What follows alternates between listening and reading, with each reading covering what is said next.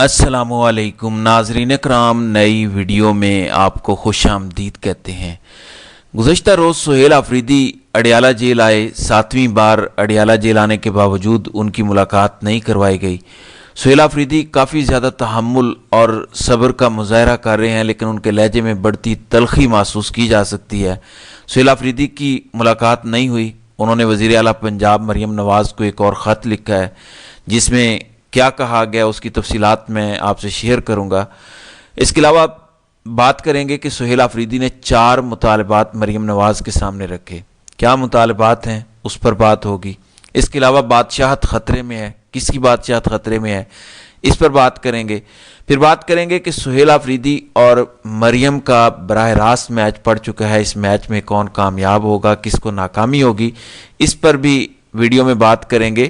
نیز Peoples party نے 28ویں ترمیم پر آمادگی ظاہر کر دی ہے، راضی ہو گیا پیپلز پارٹی، اور اسٹیبلشمنٹ نے ایک ہی دھمکی دی، جس کے بعد بلاول اور اس کے پاپا مکمل طور پر اسٹیبلشمنٹ کے سامنے سرنڈر کر چکے ہیں۔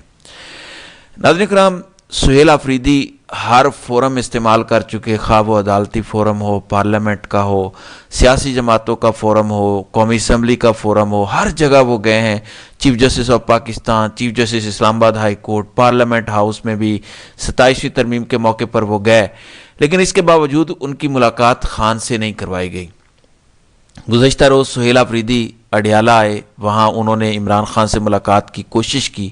ان کا رویہ کافی زیادہ سخت ہو چکا تھا۔ آپ کو پتہ ہے کہ 2 روز پہلے خان کی بہنوں کے ساتھ بدسلوکی کی گئی، ان کو بالوں سے پکڑ کر گرایا گیا، گھسیٹا گیا، جس کی وجہ سے سہیل آفریدی، ان کی کابینہ کے لوگ بہت زیادہ غصے میں تھے، کیونکہ اڈیالہ کے باہر سہیل آفریدی کے کابینہ کے وزراء مینا خان آفریدی، شاہد خٹک وغیرہ کے ساتھ بھی بدسلوکی کی گئی، جس پر سہیل آفریدی بہت زیادہ ایگریشن میں تھے۔ وہ پولیس جن کا گزشتہ روز ایگریسو اور جارحانہ رویہ تھا، وہ پولیس بیک فٹ پر آ چکی تھی۔ اس کا مطلب یہ ہے کہ پی ٹی آئی اگر سخت رد عمل دے گی تو ان کے لیے سپیس بنے گی۔ اب دیکھنا یہ پی ٹی آئی کا کام ہے کہ وہ اس سارے پروسیس کو کیسے اپنے حق میں بہتر انداز میں استعمال کرتے ہیں۔ جب یہ ملاقات نہیں ہوئی تو پھر سہیل آفریدی کی جانب سے 2 صفحات پر مشتمل وزیر اعلیٰ پنجاب مریم نواز کو خط لکھا گیا، جس میں 4 مطالبات رکھے گئے ہیں۔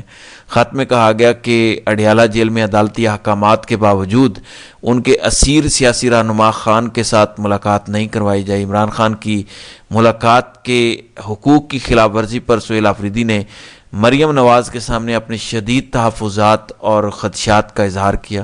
سہیل آفریدی کے دستخط سے جاری کیا گیا یہ خط جو ہے، اس میں یہ بھی کہا گیا کہ خان کے اہل خانہ، جن میں ان کی بہنیں، ان کی سیاسی جماعت، لیگل ٹیم کے لوگ شامل ہیں، ان کی خان کے ساتھ ملاقاتیں نہیں کروائی جاتی۔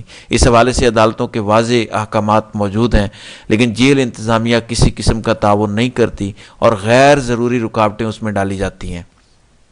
ساتھ یہ بھی کہا گیا کہ خان کے اہل خانہ، ان کی بہنوں کو عدالتی احکامات کے باوجود اڈیالہ کے باہر روکا گیا اور ان سے بدسلوکی کی گئی۔ بزرگ خواتین کو 1 کلومیٹر دور سڑکوں پر بٹھایا جاتا ہے۔ پنجاب حکومت اور مریم سے سہیل آفریدی نے یہ بھی مطالبہ کیا کہ اڈیالہ کے باہر بیٹھنے کا باقاعدہ انتظام کیا جانا چاہیے، تاکہ خان کے ساتھ ملاقات کرنے والوں کو آسانی ہو۔ سہیل آفریدی پھر مریم کو یہ بھی کہتے ہیں کہ یہ ذہن میں رکھے کہ عمران خان ایک سابق وزیر اعظم ہے، ملک کی بڑی سیاسی جماعت کے رہنما ہیں۔ اس کے باوجود اگر ان کی عزت و احترام نہیں کیا جاتا، ان کے حقوق کا خیال نہیں رکھا جاتا، تو پھر اس پر پی ٹی آئی اپنے خدشات کا بھرپور اظہار کرے گی۔ اس کے علاوہ سہیل آفریدی کہتے ہیں کہ بزرگ خواتین کو اڈیالہ سے 1 کلومیٹر دور سڑک پر بٹھانا غیر انسانی، غیر اخلاقی اور عدالتی احکامات کی کھلی خلاف ورزی ہے۔ اس کے علاوہ سہیل آفریدی کی جانب سے 4 مطالبات رکھے گئے۔ پہلا مطالبہ ہے کہ عدالتی احکامات پر منوعاً فوراً عمل درآمد ہونا چاہیے۔ اس کے علاوہ خان کی بہنوں اور ان کی پارٹی کے دیگر لوگوں کے ساتھ، ان کی کابینہ کے ساتھ جو بدسلوکی کی گئی، جس پولیس اہلکار نے بھی بدسلوکی کی، اس کی تحقیقات کی جائیں، ذمہ داروں کا تعین کیا جائے اور ان کے خلاف کارروائی عمل میں لائی جائے۔ سہیل آفریدی یہ بھی کہتے ہیں کہ جیل میں خان کے ساتھ ملاقات کرنے کے لیے ایک میکانزم بنایا جائے۔ اس میکانزم کے تحت خان کی بہنیں، ان کے اہل خانہ کے دیگر لوگ اور ان کی جماعت کے لوگ ان کے ساتھ ملاقات کر سکیں، تاکہ مستقبل میں کسی قسم کی کوئی بدمزگی نہ ہو۔ پھر چوتھا مطالبہ یہ ہے کہ ملاقاتوں کے لیے باوقار اور قانونی نظام وضع کیا جائے۔ تو یہ 4 مطالبات ہیں جو سہیل آفریدی کی جانب سے وزیر اعلیٰ پنجاب مریم نواز کے سامنے رکھے گئے۔ سہیل آفریدی یہ بھی کہتے ہیں کہ عمران خان سابق وزیر اعظم اور پی ٹی آئی کے قائد ہیں جس کے مینڈیٹ کے تحت خیبر پختونخوا کی حکومت قائم ہوئی، لہٰذا ان کے حقوق کی خلاف ورزی کسی صورت قابل قبول نہیں۔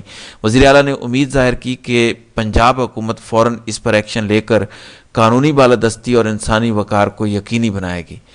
اب سہیل آفریدی کی جانب سے لکھے گئے خط کا کیا اثر ہوتا ہے، وزیر اعلیٰ پنجاب اس پر کوئی رسپونڈ کرتی ہیں نہیں کرتی؟ ویسے امکان تو کم ہے، اگر فرض کریں کہ مریم اس سارے جو خطوط ہیں ان پر عمل درآمد نہ بھی کریں، لیکن پی ٹی آئی کے پاس کم از کم میڈیا کے سامنے یہ چیزیں رکھنے کا جواز ہوگا کہ ہم نے وزیر اعلیٰ کو بھی خطوط لکھے جن کی حدود میں اڈیالہ جیل آتی ہے، پولیس ان کے ماتحت ہے، اڈیالہ جیل کا سپرنٹینڈنٹ پنجاب حکومت کے ماتحت آتا ہے، لیکن اس کے باوجود اگر ملاقاتیں نہیں ہوتی تو اس کا مطلب ہے کہ جہاں اسٹیبلشمنٹ طاقتور ادارے اور طاقتور شخصیات کا کردار ہے، وہیں مریم نواز اور نون لیگ بھی مورد الزام بنتی ہیں، کیونکہ یہ ممکن نہیں ہے کہ آپ ایک کرسی پر بیٹھے ہوں اور آپ کے پاس کوئی اختیار نہ ہو۔